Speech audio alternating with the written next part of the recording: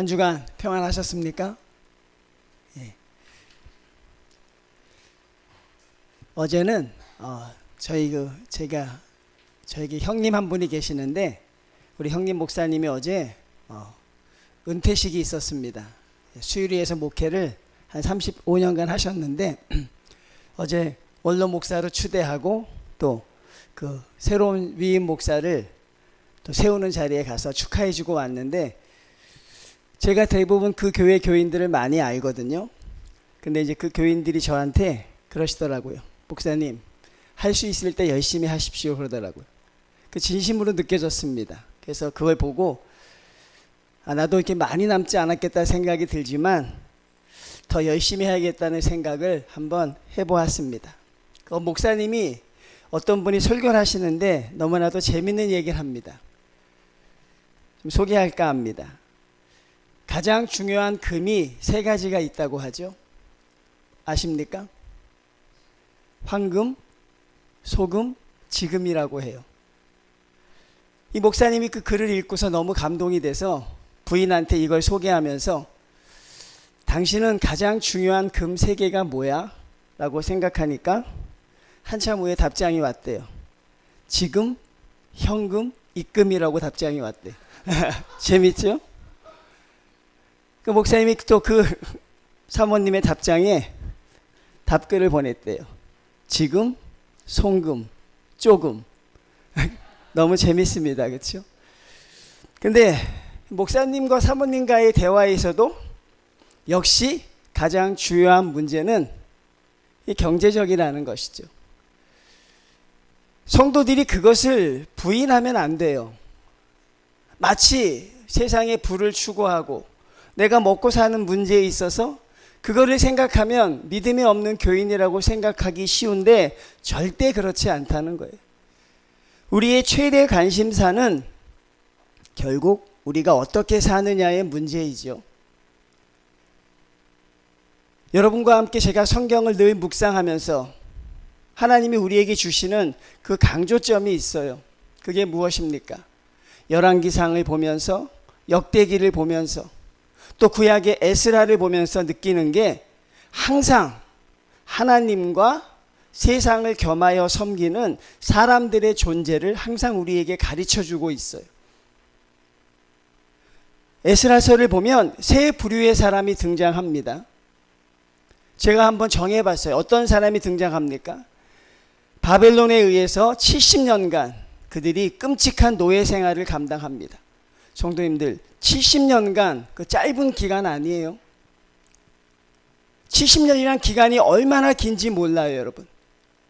우리나라 유교가 1950년이었으니까 그 유교가 일어난 게 70년 좀 넘었죠. 아주 까마득한 시절이라고요. 그 70년 동안 바벨론의 노예로 살았습니다. 여러 가지 생각을 했을 것입니다. 신세한탄도 하고, 그리고 또 왜 우리가 이런 어려움을 당하게 됐는지도 곱씹어 생각했을 것이고, 그리고 하나님이 회복시키신다고 하셨으니 그것을 바라보며 살았을 것이에요. 그렇지만 그 하루하루의 삶은 너무나도 힘든 삶이었겠죠. 근데 드디어 그들의 믿음의 서광이 비치기 시작합니다. 드디어 하나님의 뜻이 극적으로 이루어지기 시작해요. 어느 날 갑자기 뜬금없이 페르시아의 왕이 조서를 내립니다. 그들에게 명령합니다. 너희 나라로 돌아가라. 여러분, 너무나도 정말 뜬금없는 것 아닙니까? 갑자기 왜 페르시아 왕이 왜 자기들의 재산인 노예들을 보냅니까? 근데 그렇게 합니다. 그리고 내가 너희를 돌려보내는 이유는 다른 것이 아니라 하나님의 성전을 건축하도록 하기 위함이다. 얼마나 그 사람들이 감동하고 감격했을까요? 해방된다는 사실도 기뻤는데, 그런데 더군다나 돌아가서 성전을 건축하라고 하니, 그리고 모든 필요한 것들을 채워주신다고 하니 이건 하나님의 은혜였죠. 모든 사람들이 자기의 고국에 돌아갈 꿈에 부풀어 있을 때 성경은 우리에게 보여주는 사실이 있습니다. 모든 사람이 다 돌아간 것이 아니라는 것이. 하나님만을 섬기는 사람과 하나님과 세상을 겸하여 섬기는 사람들의 모습이 거기서 나타나게 되지요. 하나님만 섬기는 사람들은 하나님의 약속만 믿고 그들은 자기의 고향 땅으로 향합니다. 많은 숫자가 아니었습니다. 한 5만여 명 정도 됐습니다. 그리고 하나님과 세상을 겸하여 섬기던 사람은 나는 여기서 내가 이루어 놓은 것들을 이룰 수 없다고 생각해서 그들이 돌아가는 것은 방해하지 않지만 그 무리에 합류하지 않습니다. 굉장히 큰 충격적인 사실이죠. 모두 다 뜰 듯이 기쁨으로 돌아갈 것 같지만 내가 여기서 살고 있는 삶의 흐름을 잃고 싶지 않습니다. 여기서 이만큼 일구어서 먹고 살만한데 왜 내가 가서 또 그 고생을 합니까? 결국 하나님을 믿지만 하나님과 세상을 겸하여 섬기지만 세상도 사랑하는 사람들. 그런데 그 사람의 비중을 생각해 보면 그래도 하나님을 믿는 믿음이 더 큰 사람들이에요. 하나님도 사랑하고 그렇지만 세상의 것도 포기할 수 없는 사람들. 바로 그 사람들이 바벨론에 남았던 사람들입니다. 이제 또 어떤 부류가 있을까요? 하나님과 세상을 겸하여 섬기지만 언제든지 하나님을 버릴 수 있는 사람들도 있었어요. 하나님과 세상을 겸하여 섬기지만 언제든지 내 유익에 따라서 하나님을 버릴 수 있는 사람이 또 있다는 것도 알겠죠. 바로 그 사람들이 오늘 등장하는 사람들, 4장에 등장하는 사람들입니다. 이스라엘 백성은 70년 만에 고국에 돌아와서 가장 먼저 하나님께 그토록 드리고 싶었던, 그토록 그들이 꿈꾸었던 하나님 앞에 예배를 드리기 시작합니다. 꿈에서라도 상상했었던, 정말 그 시절이 우리에게 올까?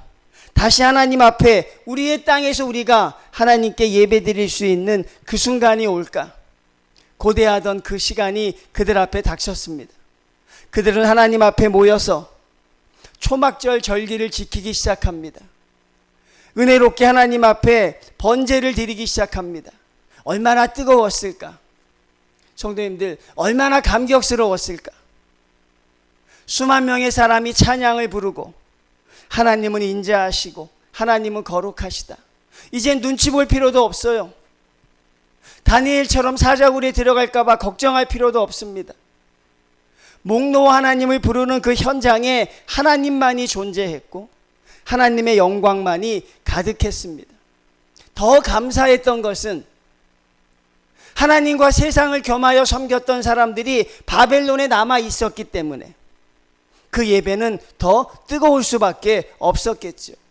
오직 하나님께 생명을 걸었고 하나님께 인생을 걸었던 사람만이 하나님 앞에 그 예배의 감격을 회복했습니다. 얼마나 놀라운 일입니까, 성도님들. 그들은 그 감격을 잊지 않기 위해서 바로 성전의 기초공사에 들어갑니다. 성전의 기초공사가 다 이제 완성이 되었어요. 이제 그들 앞에 닥쳐진 일이 바로 오늘의 일이죠.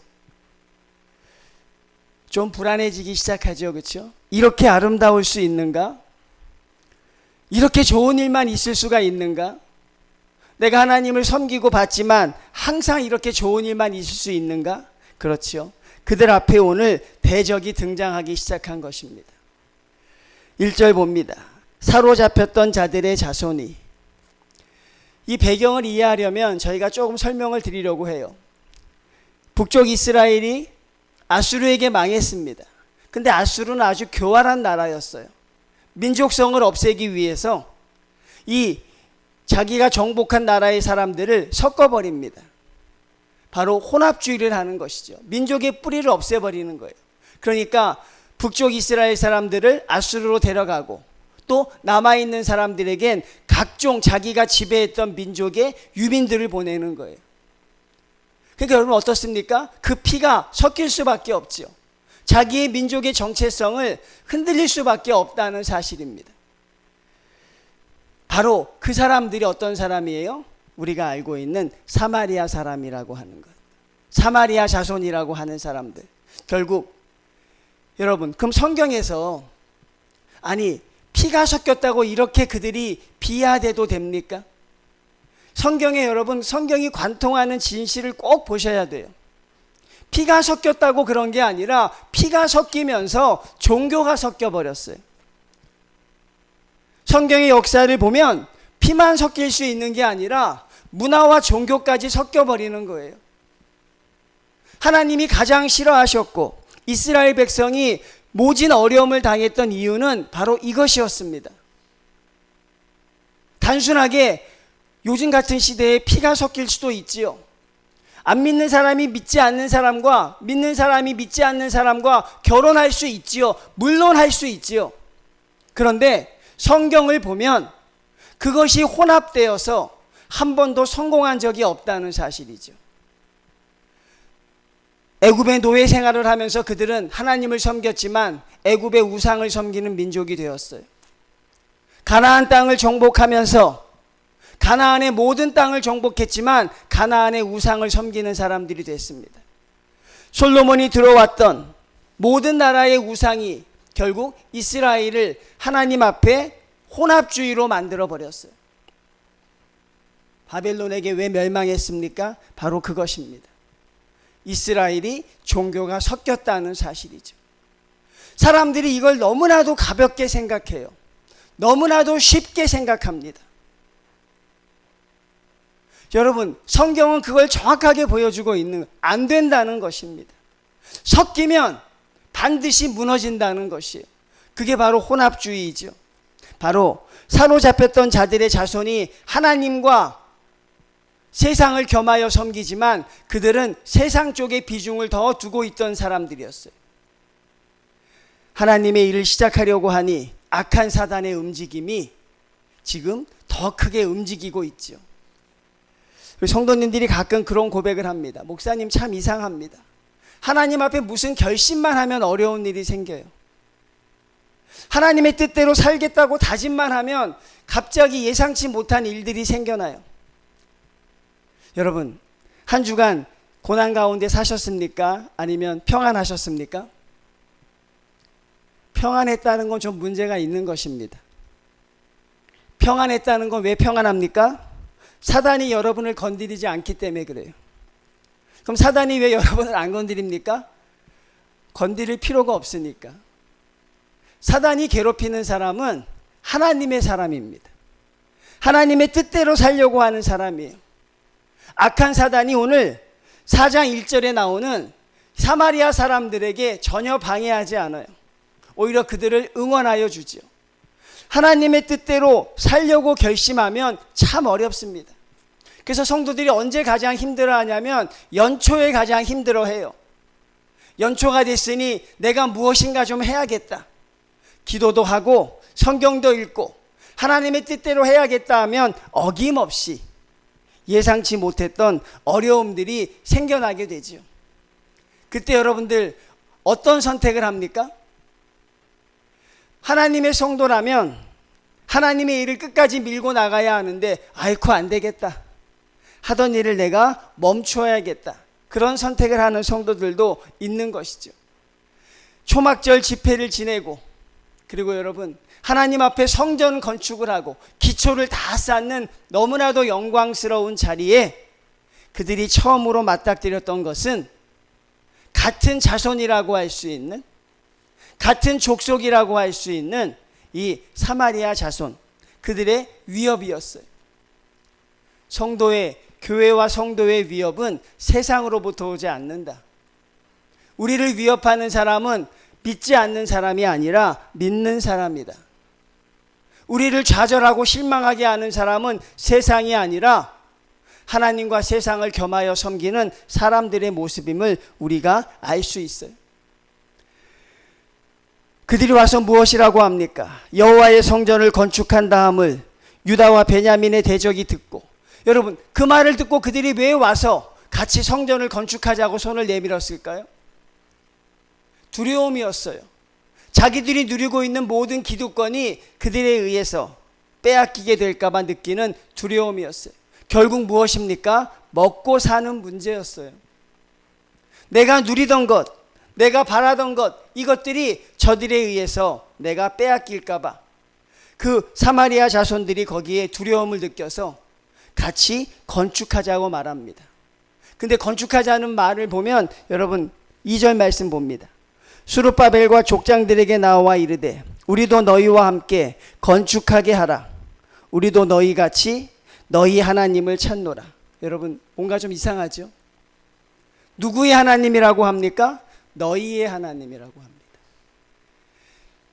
혼합주의라는 것, 세상과 하나님을 겸하여 섬긴다는 것, 그건 무엇입니까? 내가 중심이 되어 있는 거예요. 하나님이 나에게 무엇을 주시면 좋다. 하나님이 내가 원하던 걸 나에게 주시면 나는 너무나 감사할 것이다. 그렇지만 하나님이 아니더라도 내가 원하던 것을 누군가 나에게 줄 수 있다면 나는 그도 섬길 것이다. 1차로 하나님께 받고 싶다. 하나님이 나에게 주셨으면 좋겠다. 그렇지만 하나님이 주시지 않는다면 내가 다른 방법을 통해서라도 그것을 얻고 싶다. 그것을 얻을 수 있다면 나는 그 신도 하나님이라 부를 수 있을 것이다. 이게 혼합주의입니다. 내가 중심이 되어 있는 거죠. 세상의 사람들이 기도에 풍자할 때 그렇게 합니다. 하나님, 부처님, 공자님, 이슬람, 마호메트, 조상님 다 돼요. 그게 뭡니까? 하나만 걸려라 이거예요. 누가 됐든 하나만 걸려라. 하나님이 돼도 좋고 부처가 돼도 좋고 공자가 돼도 좋고 이슬람이 돼도 좋고 아니면 우리의 조상이 돼도 좋으니 누구 하나만 나 좀 살려주십시오. 이게 혼합주의예요. 그들은 우리의 하나님이라고 말하지 않습니다. 너희의 하나님이라고 합니다. 유일하신 하나님이라고 말하지 않습니다. 그냥 하나님이라고 하지요. 여러분, 그들의 생각 속에서 무엇입니까? 하나님을 섬긴다고 합니다. 너희 하나님을 찾노라. 우리가 하나님께 제사를 드려왔다고 말합니다. 근데 그들이 제사를 드리는 데 있잖아요. 제단도 없고 성전도 없어요. 하나님 앞에 제사를 드렸다고 하는데 하나님 앞에 예배드릴 장소와 예배드릴 성전도 없어요. 그럼 어디서 예배드렸다는 거예요? 자기 집에서. 자기 집에서 예배드렸다는 게 왜 문제가 돼요? 자기의 주관대로 예배를 드렸다는 것이죠. 성전이 필요 없습니다. 하나님 앞에 내가 얻기 위해서 제단도 필요 없어요. 그냥 내가 드리고 싶을 때에 내가 하고 싶을 때 하나님 앞에 드리고 있는 것이죠. 근데 그들이 하나님을 섬긴다고 말하고 있어요. 여러분, 우리가 살아가는 삶 속에서 성도들이 이렇게 변질될까 봐 두려운 것이죠. 어떤 목사님이 그런 이야기를 합니다. 성도들도 유익을 따라 행하지 않는다. 성도들도 결국은 자기 이익에 따라 행동한다. 참 그 말을 듣고 많이 생각했어요. 성도들도 결국 마지막엔 유익이 아니라 자기의 이익을 따라 행동한다는 것입니다. 내게 유익이 되는 방향으로 움직인다는 것이죠. 하나님이 다스리는 세계는 우리에게 가르쳐 준 건 사실 그게 아닌데, 여러분, 하나님의 세계는 뭐가 지배하는 세계입니까? 물질이 지배하는 세계입니까? 묻고 싶은 거예요. 하나님이 지배하는 세계는 학력이 지배하는 세계입니까? 하나님이 다스리는 세계는 권력이 우선하는 세계입니까? 그게 아니잖아요, 여러분.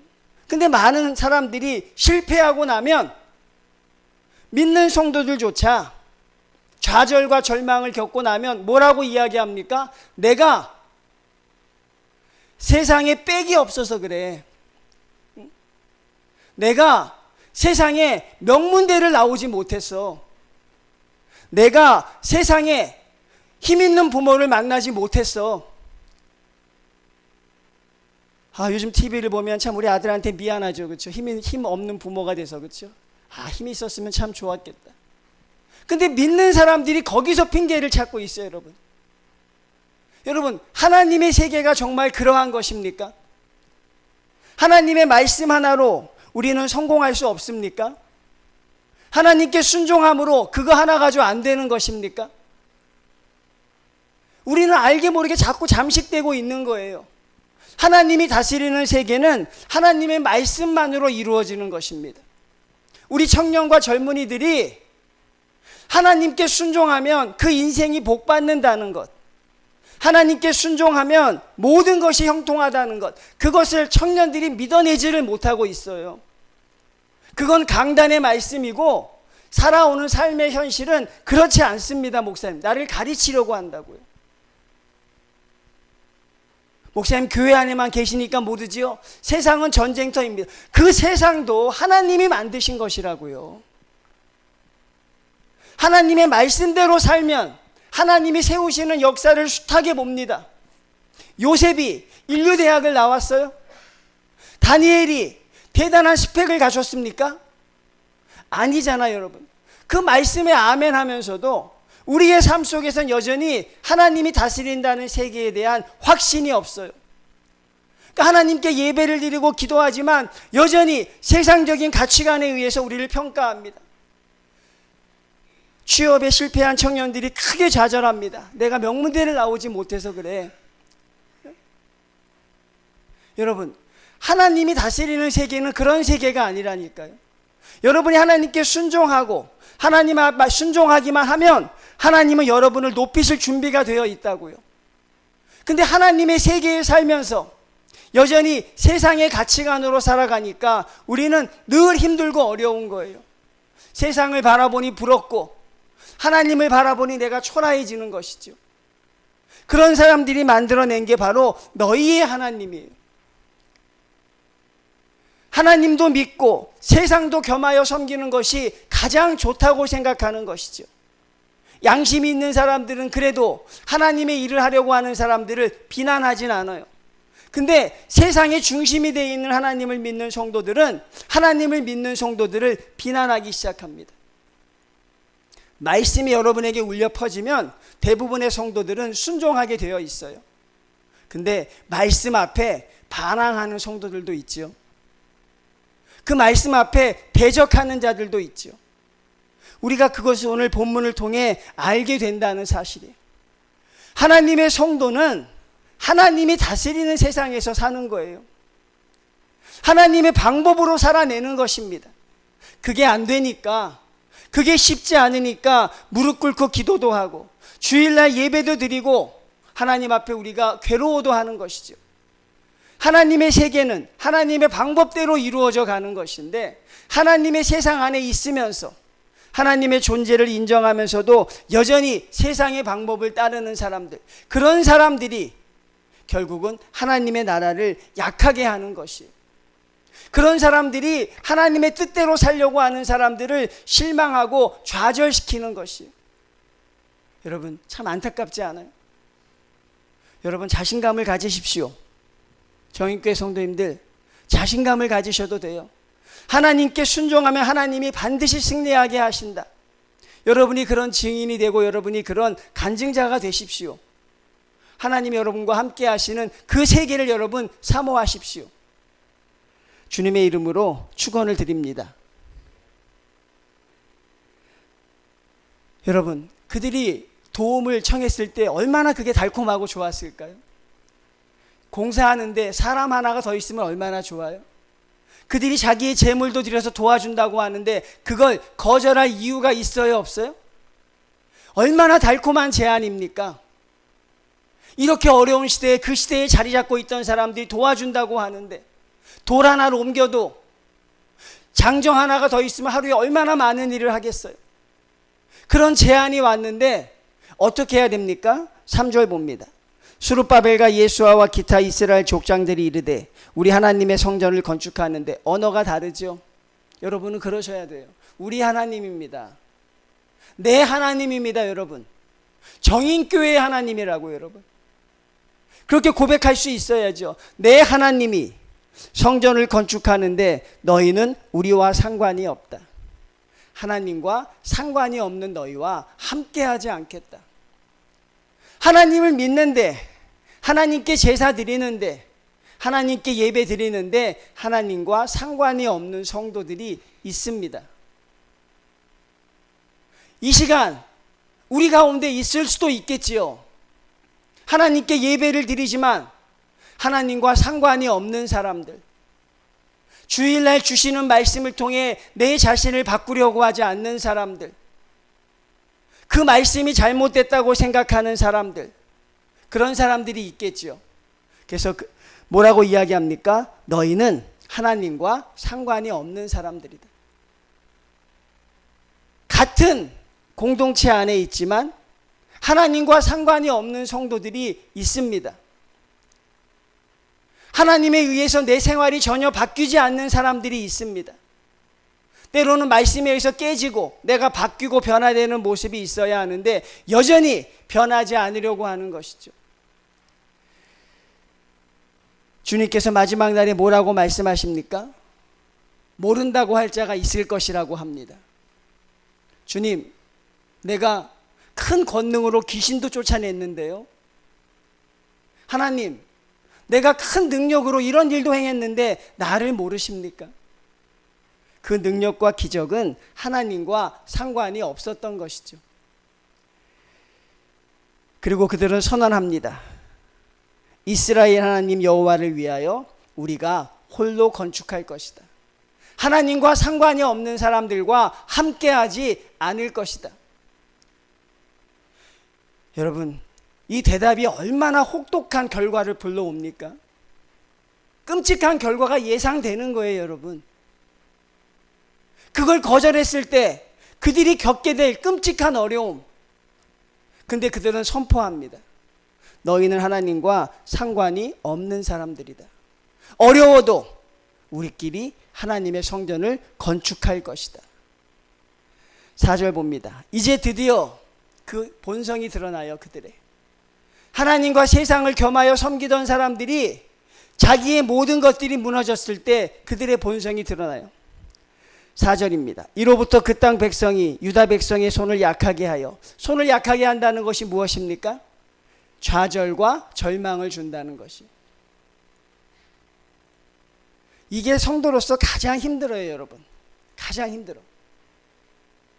막 열심히 기도하고 집에 갑니다. 기쁨 가운데 있어요. 근데 갑자기 불현듯 이게 이렇게 기도한다고 해결되니? 그런 말을 들으면 너무 좌절되고 절망되는 거예요. 지금까지 은혜가 충만했거든요.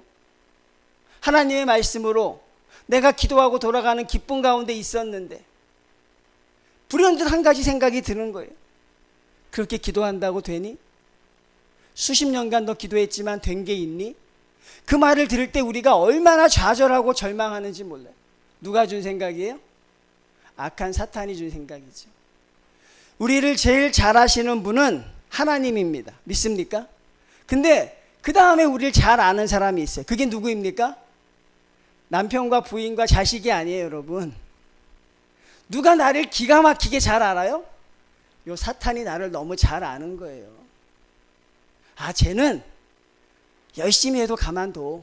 저 하나만 탁 건드리면 돼. 지금 하게 두자. 조금만 건드리면 쟤는 바로 무너져. 사탄이 너무나도 잘 알고 있는 거예요.